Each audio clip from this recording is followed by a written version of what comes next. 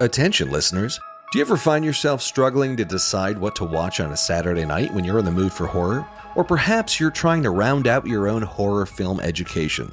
In either case, I'm sure you'll be able to make some great discoveries in my 10 by 10 horror watch list, featuring a breakdown of the 10 favorite horror movies from 10 renowned horror directors. We did a deep dive of the favorite horror movies from directors including Guillermo del Toro, Ari Aster, Jordan Peele, Quentin Tarantino, James Gunn, Rob Zombie, Martin Scorsese, and many, many more. Here you'll find a collection of each director's favorite horror movies, along with quotes about what they appreciated about the films, all in an easy-to-reference PDF that you can download absolutely free. Featuring a mix of well-worn classics and deep cuts, hopefully you'll discover some overlooked gems and look at old classics through new lenses. Download the 10 by 10 horror watch list for free by visiting nicktaylor.com/horror guide. That's nicktaylor.com/horror guide.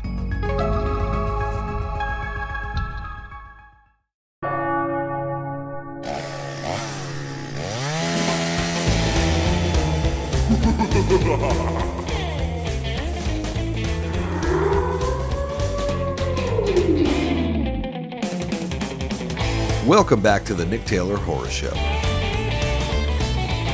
As always, each episode of the Nick Taylor Horror Show explores how today's horror filmmakers are getting their movies made while deconstructing their methods and career strategies into practical insights that you can use on your own horror filmmaking journey.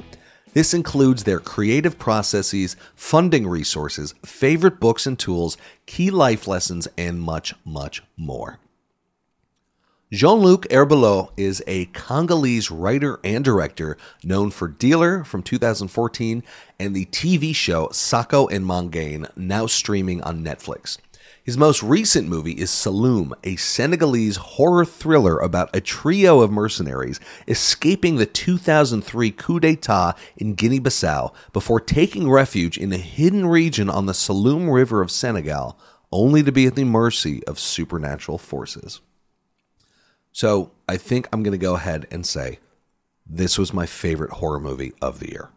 Yes, I know, Smile, Barbarian, Terrifier 2, etc. But there was something so fresh, so unique, so stylish, and so memorable about this movie.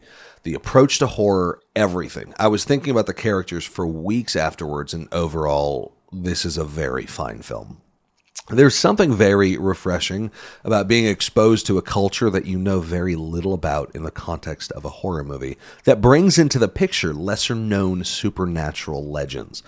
Africa is abundantly rich with mythology around monsters, ghosts, demons, and Saloum dives into this while delivering a kick-ass movie in the process. Seriously, just see it and let me know what you think. Jean-Luc is a very passionate filmmaker and was a lot of fun to talk to. We got into the making of Saloum, how he funded it with his own money, and the difficulties and benefits of shooting in Senegal. So, without further ado, here is director of Saloum, Jean-Luc Herbulot. Jean-Luc, great to see you. How are you? Hello, Nick. Yeah, great to see you too. Thank you for making time during production. I have to say, I loved Saloum. It was one of the coolest, most surprising horror movies of the year. Definitely one of my favorites of the year. And thank you. It was just so cool and intriguing. And it's funny because I heard you on another interview, or I read another interview. There was one movie that I was thinking about, and then you mentioned it, and I was like, oh, okay. And that was From Dusk Till Dawn. And it's nothing like From Dusk Till Dawn, but conceptually it's similar in how the first 2/3 of the movie aren't really horror, and then you're like, wait a minute, isn't this supposed to be a horror movie? And then the third act, the horror element just drops. And it's like, for me, I feel like a really good litmus test for a horror movie is if you take the horror element out, do the character's story, does that all still work? And in the case of Saloum, absolutely. You didn't need to make it horror, but the horror just made it extra cool. So yeah. I was wondering, with an already really interesting pre-existing story and series of characters, where did the horror element come from? How did you choose to make this a horror story, if you would categorize it as horror anyway? So when the idea came to make the movie, which was I worked on the story with my partner in crime, Pamela Diop, who is the producer of the movie. And we started. So she's from the Saloum, from that region, right? She's half French, half Senegalese. I'm half French, half Congolese. So I have nothing to do with Senegal at the very beginning, but I live there. And she invited me in the Saloum, so we went there. And when I saw, because what you see in the movie is probably like 1/4 of Saloum, to be sincere. Like Saloum is very big. There is a lot of different landscape. And when I went there, I was just, mesmerized by it. And I said, well, we need to shoot a fucking Western here. And she was like, Senegalese Western? I was like, yes, man. And then she also gave me her ideas, what she wanted, what she likes. And that idea of having people stuck in a camp in the Saloum came, so that's how the camp came in fruition. And but I couldn't resolve myself with just having an Agatha Christie in the Saloum, right? So I was like, no, we need something savage there. Yeah. So that's how the monster came. But they also came because I wanted to. So that's when I went on my side to write the script. One of the goals of Saloum was, first, we wanted to do a genre movie, which is something that you don't usually see or do in Africa, right. First of all, and especially in West Africa, and especially in French language Africa. And secondly, it was to show the rest of the world that in Africa you have a lot of legends, myths, monsters, a lot of stories that has not been exploited. Yeah. So the goal for me was, I don't want to invent anything. I want to go from what's existing. What's the folklore there? So I went to it, did a lot of research because it's very difficult to find this stuff, because there is no history books or whatever, right? So you ask people, you go to some people, you start asking legends and blah blah blah, and then came the legend of Gana Sirabana, the Senegalese king, right? The king of the Saloum, or one of the king of the Saloum from a very long time, and that curse. And that story of curse, I love stories of curse king and stuff like that, because I'm a big fantasy fan also. So that thing was like, okay, I have my Lord Sauron in the Saloum. Yeah. We don't have rings, but at least we can have a malediction coming from it, so a curse coming from this. And then I just wanted to play with. When I was writing Saloum, I think there was a movie coming out, and I'm sorry I have a hole with the title, but it's that movie where you can't hear, you can't do any sounds, otherwise you're gonna die, right? It's okay, yeah, Quiet Place, right? Quiet Place. Yeah, A Quiet Place, exactly. Thank you. So there was a quiet place somewhere, and I was like, so if they do you can talk, let's do you can't hear. Does it make sense? Yeah. So it was a bit like, oh, okay, you guys did that, let's try that, right? And of course, when I had that idea, then I was like, that's gonna be fucking cool if those guys just have headsets, Like I never saw that in an horror movie. Yeah. And then of course came the character of the mute one, because then once you build this kind of monsters, you always need a character who is like an antidote, right? So who is the best one to not hear anything? The one that can't hear anything. So that's how the mute girl came. And then of course it brought other sequences that of course which is the dinner scenes with the language that I'm not going to talk about here, because I like people to discover that. Yeah. So everything came piece by piece, with all the envy and especially the envy of doing something different and fresh as a genre movie in Africa, because for us, it's still one of the first African genre movie, to be honest. Like there's not a lot out there. Yeah. Or at least that we know, So we really wanted to go deeper in the genre codes and not just say, hey, we did a Western in Senegal. Oh, hey, we did an horror movie in Senegal. It was more like, yes, we're going to do this, but then let's also please the genre fans that we are and that people are. Yeah. by watching this, if it makes sense. No, of course it makes sense. Yeah. And it just feels like there's so much rich history there and rich mythology. And I mean, I'm sure you have multiple other ideas for other. Yeah, you heard that in the interview, probably that you heard, my guess is, but there was a version, the first version of the movie was 2 hours and 50 minutes. Wow. The version that you have today is 1 hour and 25, 24. Yeah, like it flies like a bullet. Yeah.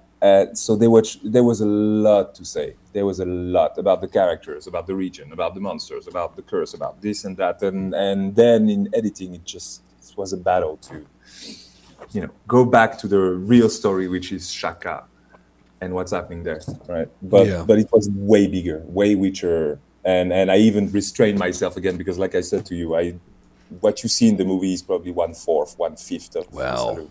It's bigger than that. So yeah, a lot of restraints, but at the end of the day, you need a movie, right? So yeah, of course. That's why anything is there to rape a director's mind. Well, I wish I could see a director's cut because some scene, yeah. Now it's funny because I grew up with all my fellow directors and big directors saying, why this is my director cut, or why this will never go out, blah, blah, blah. I can say this will never go out because at the end of the day, those sequences some were working, some were not working. And when I say not working, it's probably about the tone of them, because a lot of them were humoristic. And we felt at the end that it was not the tone of the movie. Mm-hmm. So some scenes stayed there. As you can see, there's still some humor in the movie. But the humor was way... way special, there was way more stuff, way more weird stuff also. So we decided to go to a version of the movie that everybody could understand. Yeah. But there was more stuff than that. Gotcha. So you have a good instinct. Yeah. The other thing, your three main characters, they were so cool. I wish I could see them in more movies. I mean, these guys were so cool. Me too. It was done for that. Oh yeah. Oh, okay. Yeah. Interesting. Saloum was always I always saw the movie or that story as a second act of something bigger. And even the movie itself, when it starts, you can feel like we're starting in the second act or at the end of the first act, right? Totally. Which was always the goal.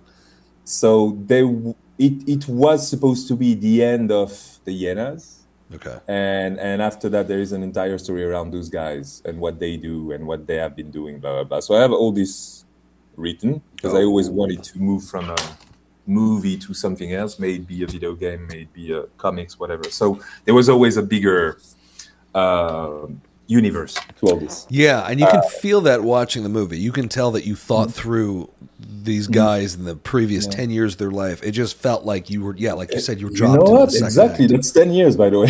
Oh yeah. How did you know that? No, I'm not joking. That's 10 years. Feels like it. It feels like it. It's just so well developed. Even though you don't see all these details on the screen, you could tell that you, the filmmaker, thought through all of these backstories of these guys. They just felt so thoroughly formed.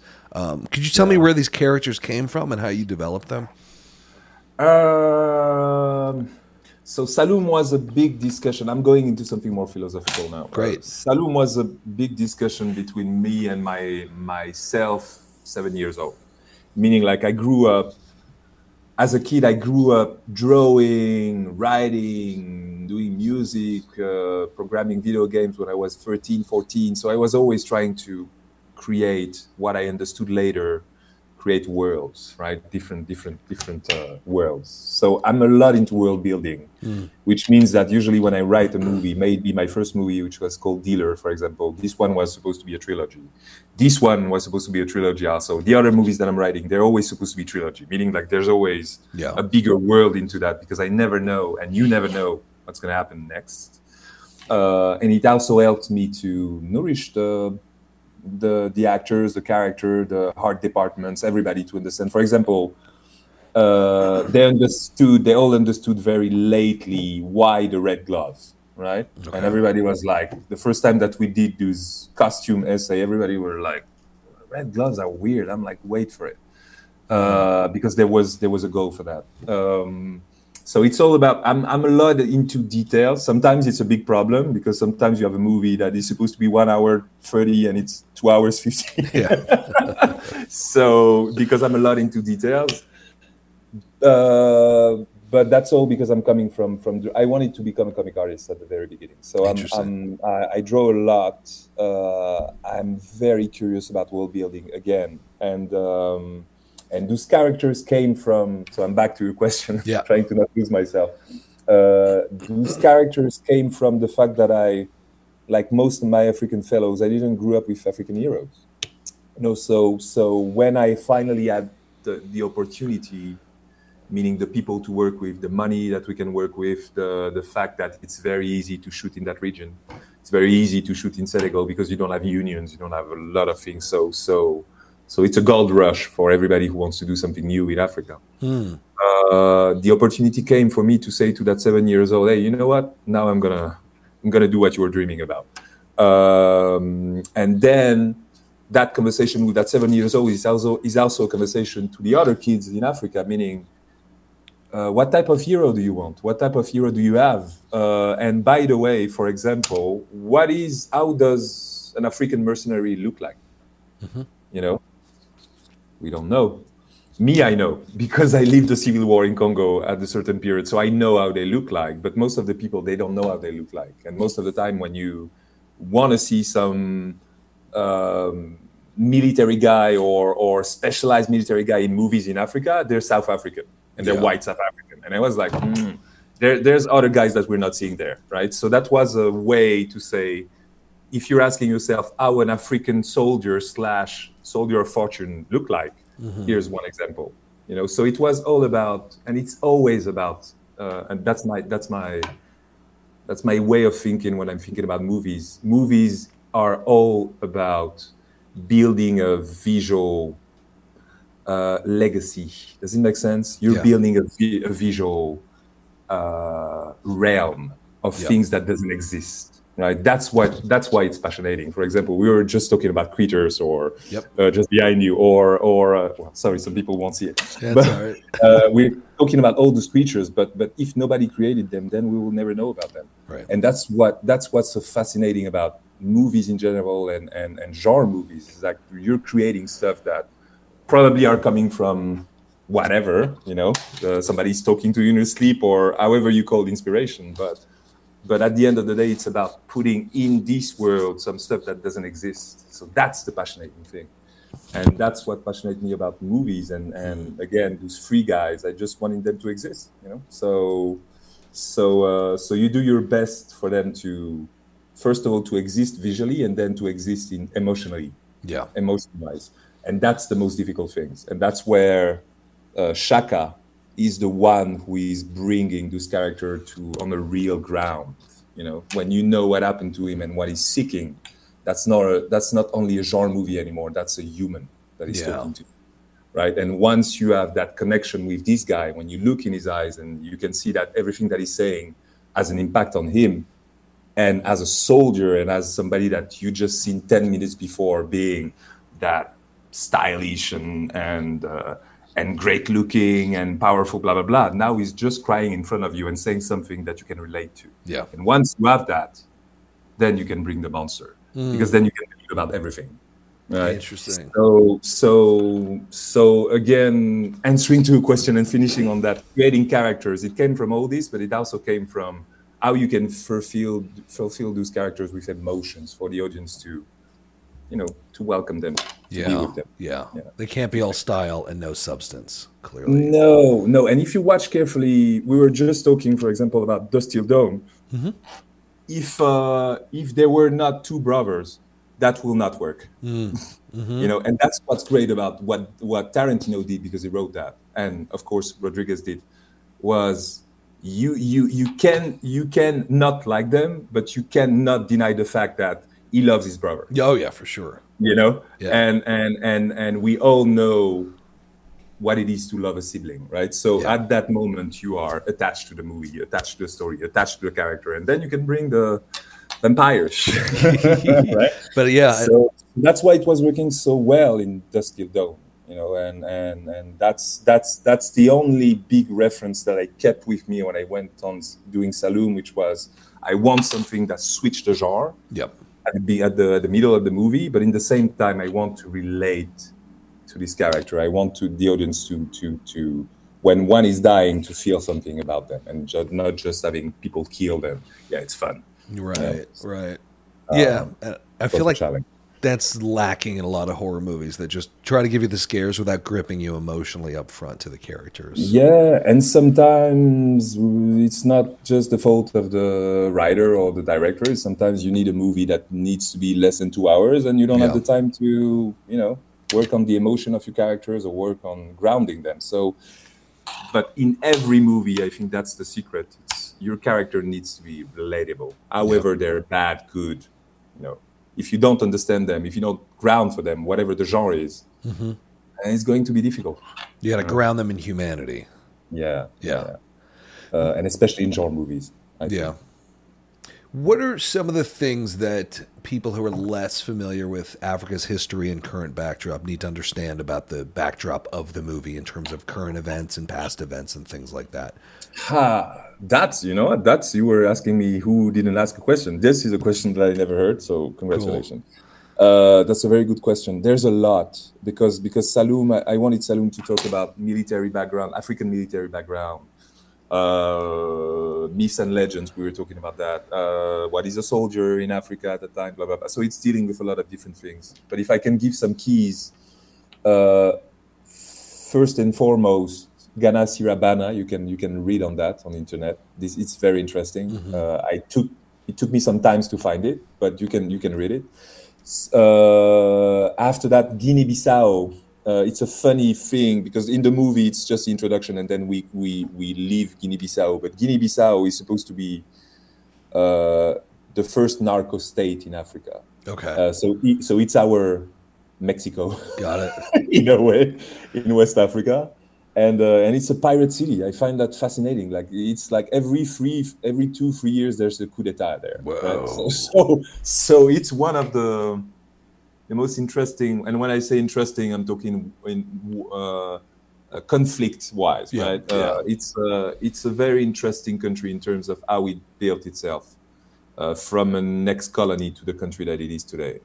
So the fact of having mercenaries going there and extracting a drug lord, it's entirely possible. Like this is not something that is not possible. And by the way, if you cross I think it was in 2003, the coup d'état that I put in the movie, that's exactly what happened there, which was there was a coup d'état, and then the military guys who came were like, okay, now we're gonna clean all this mess about drugs and all this, right? So there was there were a policy about that. So that's where the movie starts from. And after that, you have the Saloum, of course, and the Saloum itself, all the problems that I'm talking about, and they were bigger in the longer version, but all those environmental problems and stuff like that, that's a big subject also in the Saloum, right? Got it. Illegal fishing, a lot of different subjects. So I tried to also talk about it, but in a very subtle way, because that's about the camp, right? So there's also the region of Saloum is a very beautiful and very interesting subject about what we're living today, which is that environmental crisis, that / energy crisis. Yeah. Right? So there was also that. And I think that's pretty it. And then of course you have the monsters and all this, but that's the genre thing, and that's the Ganatsira again legacy. So, but there's a lot to dig in if you're quite interested into the universe of it. And there's a lot of small details here and there, and even in some conversation when they're talking about Thomas Sankara or guys like that who are very big in the African memory of what was our great politicians or leaders of stuff or guys like that. So there are some little stuff here and there for the people who wants to go deeper into what the movie is talking about. Yep. And there are some other codes, but I won't give them. For the people who want, for example, but you can see that more on the poster. There is the moon, and there is the sun, and there is this kid, right? So of course there is for those who knows all this, those signification, there are some stuff there to be said, but I won't tell them. So there's a lot of small codes. Nice. So thanks you for asking. No, of course. And what was it like filming where you filmed in the actual saloon? Because you said there's not a huge production infrastructure. What was that experience like? Oh man. So basically, the camp that you see in the movie was our base camp. Okay. So we were sleeping there. The small stupid anecdote. It's the cabin that they're using at the end of the movie to hide themselves in. It's my room. Okay. So it's my bedroom. So we shot there for nearly 6 weeks. I think it was 5 weeks. 5 weeks in the camp. One camera, no phone, no internet, no Wow. nothing. So yeah, it was 5 weeks in the jungle basically, but it was a desert. Wow. You know? So Pamela, my partner, she was doing the trip two times a week, I think, something like that, to bring some money and to bring some liquid money to pay different stuff, and at the same time, to if somebody was sick or whatever, it was always quite difficult to evacuate anybody. So yeah, it was like in the movie, to be honest. Like that camp was exactly what we were living. Yeah. The only difference was we didn't have our lovely Omar to welcome us in the camp. It was more difficult than that. But yeah, it was rough. It was rough for 5 weeks. I think and I'm sorry I don't have the English conversion, but I think I lost like 15 kilos. Whoa. And yeah, it was hard. Wow. Oh, that's incredible. Yeah, it was a hard one. And it was just before COVID, meaning that when we finished, we were like, yes, back to civilization. No. Oh, no. You know, so Yeah. So it was a hard time. Oh, that must have been rough. Yeah. And then it was also a challenge for the movie because, of course, we didn't know if we were all gonna die, whatever's gonna happen, right? So yeah, of course. So the post-production took nearly a year and a half, you know, just for us to go back on our feet and finish the movie. Yeah. So COVID hurt us quite bad at that moment. I bet. When we finished the movie. Yeah. Well, the location, it looks amazing. And there's a level of authenticity. You can tell it's the real place. Yeah, we didn't fake anything. Yeah, everything was there. So, and we didn't have the money to build anything. So everything that you see in the movie, it's basically everything that we had. There's one stupid anecdote, for example, when they're fighting the monster at the end of the movie, where you have that long take, you know, when they're running and all this. This village was all gray, so we started to paint it. I wanted it to look a bit like a old Western set, abandoned Western set. And we painted also the tree that you see. There's a tree in the middle of the court where there's a lot of spirit at the moment, blah, blah, blah. And that tree, by the way, was a sacred one. Oh, wow. So we got insulted and oh, no. by the locals. So that set was... Yeah, it was quite a mess, quite interesting days that we had there. But to answer to your question, yeah, most of the sets and everything that you see in the movie, it's there. Yeah. And again, that's not even the half of what you're going to find in the Saloum. So it's a very impressive region. Yeah. Yeah. Well, that's amazing. Yeah, it's surprising because the movie had such a distinctive look to it. You know, the use of colors and the way it was shot. Yeah. What was your approach like with your production designer? Because the design felt very specific. So it's interesting that you didn't build on anything or anything like that. But what was your process like with your production designer? Because the movie had a really cool and distinctive look. That's a very interesting question. That was 2 years ago. Let me remember. First of all, I think production designer in general, they love me because I draw everything first. Okay. So I drew already Shaka, so the hyenas. I drew everybody already. So even from costume, when I go to costume, I know exactly what I want, which can be a pain in the ass for those people because sometimes they want to bring ideas, which I always try to let them do. Yep. But at the end of the day, when you have something locked, you have something locked, right? So usually when I come on pre-production, I'm already set. Meaning like, here's the character, here's the kind of environment. So for the Saloum, like I said, I was trying to go for the feel of it. It has to look like an old Western, but in an African environment. Yeah. Which is not difficult in the Saloum because you have a lot of colonial old. Sorry, I'm losing my English on that. No worries. Houses and architecture.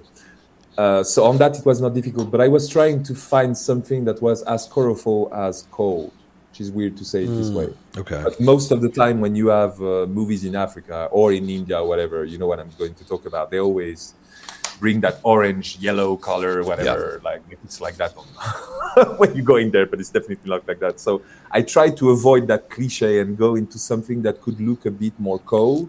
But of course, when you go in the Saloum, it's a desert. So if you try to put a desert cold, it's going to start weird. But at the same time, that's what we did at the end of the movie when they are in the spirit world, where you can feel like you're in a desert, but it's cold. So so that weirdness worked for that part.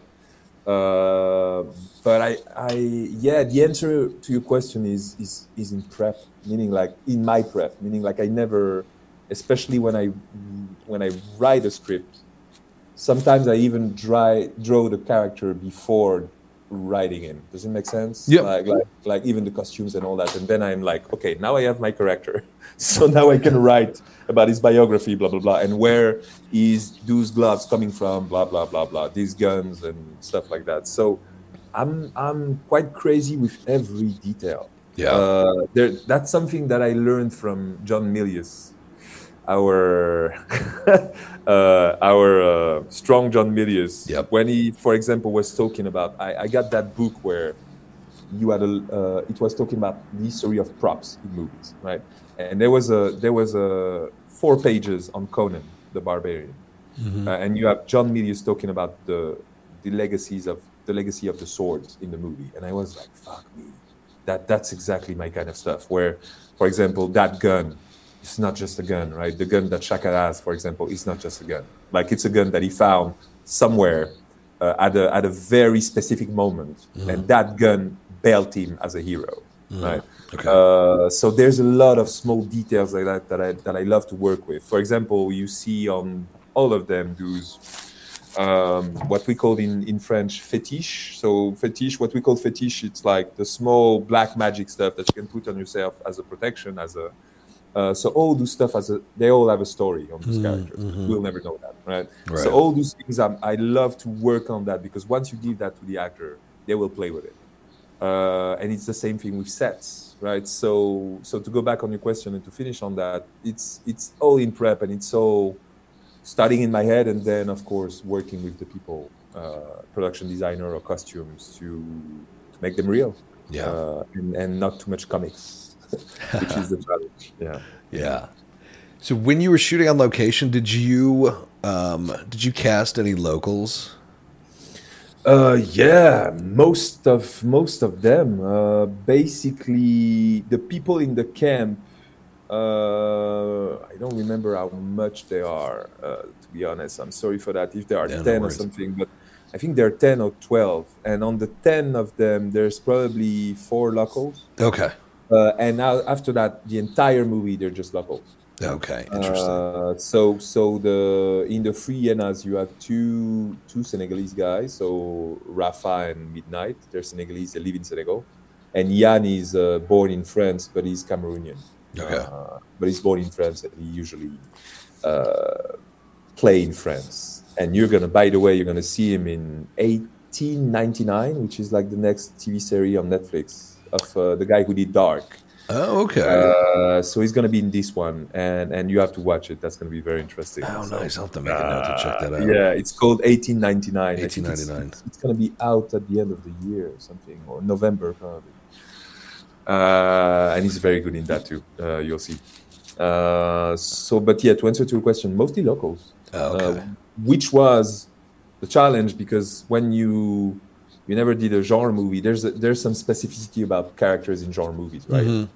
You have to know how to scream, you have to know how to run, you have to blah blah blah, like things that sound stupid, but once you have guys who never did that in a movie for those kind of reason, which is there is running because you're running after somebody, and there is running after monsters that doesn't exist, right? Or being sued by monsters. So it was a challenge to educate our cast to what we were doing. Okay. So yeah, mostly locals. Makes sense. And where was your crew from, mostly? Senegal. Oh, Senegal. Okay. So there's a film production. There's like a good film production infrastructure. Real Senegalese production with Senegalese money. With like the moment we started to go abroad was for post production. Because you don't have a lot of post production available in Senegal. Yeah. So we started with South Africa and we went to France after that. Oh, okay. But most of the crew, they're French. They're Senegalese. Got it. Okay. Yeah. All right. And last few questions. What was the process like in getting the movie made? I mean, can you talk us through like from the initial idea to finally, raising financing and then finally getting the thing made? So your question is interesting because it's also answering to the previous question when you said to me, is the crew is entirely Senegalese or how much locals we have? The goal of the movie was always to, so there is making the movie and there's also the movie itself as an object. Yep. The movie itself as an object, as a political object. I mean, the movie itself, we wanted for the first time to not have French money in that. And I'm going to explain to you why. Most of the movies that you see in Africa, most of the movies that end up in Cannes or big festivals or whatever, they're financed by France or subsidies comes from France. So which is a great thing because it's helping some filmmaker to do what they can do, right? But in the same time, as we all know, subsidies comes with conditions, and those conditions facilitate the fact that you don't have genre movies in Africa because it's mainly author movies and whatever. Those type of movies receive the money. So we were like, there's no way we're going to wait for anybody's approval. There's no way we're going to wait for some money that, by the way, we're never going to have. And if we have some money, it's going to be very short because it's going to be from people who are not in the system. And I'm not saying that as an anti-system because before Saloum, I was already working in the system. But I was like, this movie, as special as it's going to be, it needs to be fabricated in a very special manner. Yeah. That makes sense. So even the production-wise, how we ended up making this movie was a challenge in terms of we're just going to make this movie with our money. And the money came from commercials. So we did a lot of commercials for 1 year, a lot of commercials that are not our nature, but in the same time, it was like taking the money, right? And the clients were happy. So everybody was happy. We were happy. We were having some money. And then we did the movie with that money, which was not a lot amount of money, to be honest with you. But we did it. And then what happened was movie was done. And most of the time, what's happening with this kind of movies that has no distributor and no money, it's now you're stuck in post-production because now it's very expensive and now you can fake it. And what happened was we have those American producers who wanted to do a movie with us and they saw Saloum and they were like, okay, we want to put money in that. So they put the money for the post-production.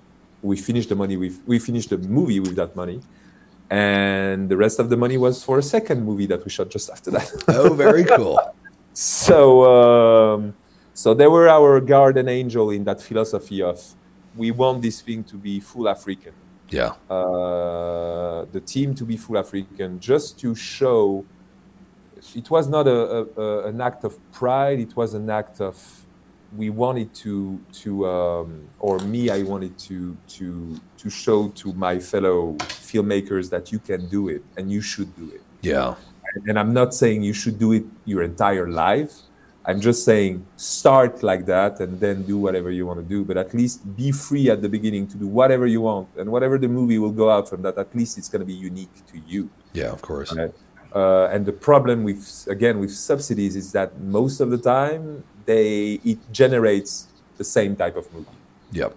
So, or at least in the subsidies that we have in Africa. So there was not a lot of choice, to be honest with you. If you wanted to do something different, we had to do it ourselves. and I did my first movie like that, so I knew already what I was facing. The only thing that I didn't know was the Saloum, right? So, Yep. so it was the other big difficulty. But we financed it by ourselves with African money first, and then for post production it was dollars. That's great. It's just, hustle, make those commercials, self-finance, and you have a lot more creative control. Yeah, and I'm gonna be straight honest with you. From the moment we talked about Saloum making the movie, so we didn't even have the story, and the moment we finished shooting, it was like 6 months. Wow. More than that, Of course, that's something that I paid after, Right?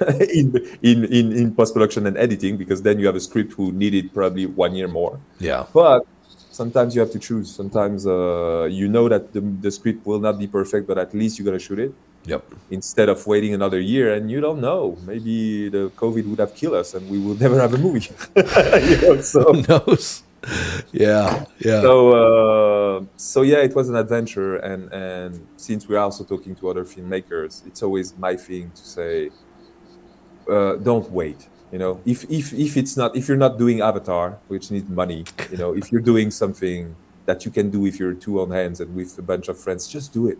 Yeah. Because at the end of the day, even if it's not great, it's going to be you. Right. And your first movie or second movie, it needs to be you. Otherwise, your voice is just going to get lost in whatever you're doing. But that's my theory. So yeah. So as a director, you have a really distinctive and unique style, and I'm curious, what were some of your? Thank you for that. Yeah, of course. What were some of your kind of directorial inspirations, either movies or directors? Oh, shit! I know it's a big one. They are the inspiration that the people give you. Yep. And they are the inspiration that you have, and there is what's appear on screen that you don't control, right? Since my first movie, there's a lot of people talking about Guy Ritchie, blah blah blah blah blah. Definitely no. Yeah. Definitely no. Not that I don't like the guy, but I'm not into his movies, so I don't know why it's always coming to me. Of course, there's some Tarantino vibes over there because he's the craziest one that we have in our industry. So every time that you're trying something crazy, everybody's like, "Yeah, that's Tarantino." But same, I'm not same. I love Tarantino. I grew up with him, but I don't want to make the same movies. So I don't know until where that unconscious inspiration comes from, Yeah. But sometimes it comes. But my main inspiration I won't say to do movies, but to develop how you will say that in English, an hygiene as a director. Does it make sense? Like there is a learning your craft is the most difficult stuff as a director than being on set. Yeah. Being on set is part of learning your craft, but it's not just that. Yeah. So learning my craft came from learning those guys. Fincher, Michael Mann, Kurosawa, Sergio Leone.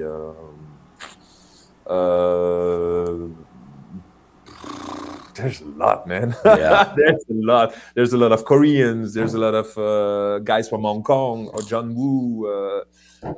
There's a lot. But on Saloum, the goal, interestingly enough, for once I said to myself, I'm going to try to erase all the influence that I can have for this movie. So the fight was to evacuate all the layers. Instead of watching a lot of movies, it was like, I don't want to watch anything, just want to go with what I would like to see.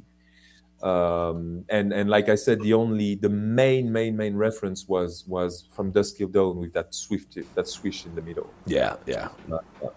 So yeah, I'm there's a lot of directors that I'm influenced by, but then I'm trying to be very careful about it not influencing what I'm doing. Yeah. You see what I mean? I do. And I watch 1 or 2 movies every day, so I'm a movie freak, man. Yeah. You and me both. I'm drugged with movies. Like, yeah, that's my sickness. Nice. It's a good one to have, I think. Right? When it's the good movies, yeah. Yeah, as long as they're good movies, yeah.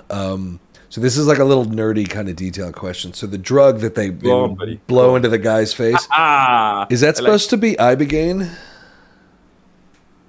Whoa, man, that's an interesting question.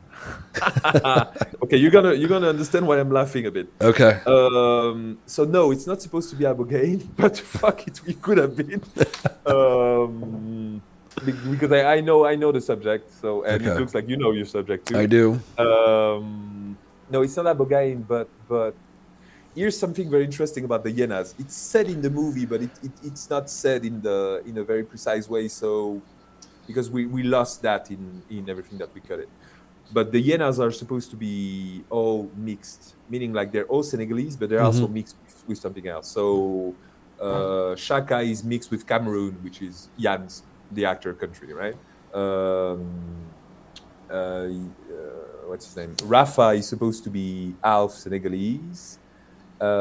He's supposed to be half Senegalese and half Sierra Leone. So that's why they call Bangui the Bangui hyenas. And Midnight is supposed to be half Congolese. Okay. As you may or may not know, Congo, Cameroon, and especially Gabon, they all share the ibogaine plant tree. And Midnight was supposed to treat them with ibogaine. Okay. Which is why he's doing this thing in the movie when he's passing on Rafa. Because there was something bigger about this treatment in the movie, and I cut it. So this is why at the moment you have one of the bad guys saying, "You can still take your iboga; it's not going to help you guys." That's because it was in the movie. Okay. But Midnight was supposed to be their shaman, so he's like the one treating them. Taking care about them spiritually, mystically, psychologically, everything. And there was a line in the movie where you understood that he did that on Shaka, but it didn't work. Interesting. You know? Yeah. So when you say ibogaine, that's why I was laughing, because there was a big thing about that in the movie, but I couldn't keep it. But that was part of the thing that I wanted to bring, as when I was talking about myths and legends and monsters in Africa, there was that mystical part / spiritual part. That was going along with the movie, but that we lost a bit. So that's a very good question. Cool. But to be very honest with you, I was searching for... So Shaka has his gun, Rafa has his sword, whatever, hatchet. And I wanted Midnight to have something more magical, more spiritual, more on the ground. So I was like, what can I find? Poison, something, and then it became very clear that just a powder, it makes the trick, right?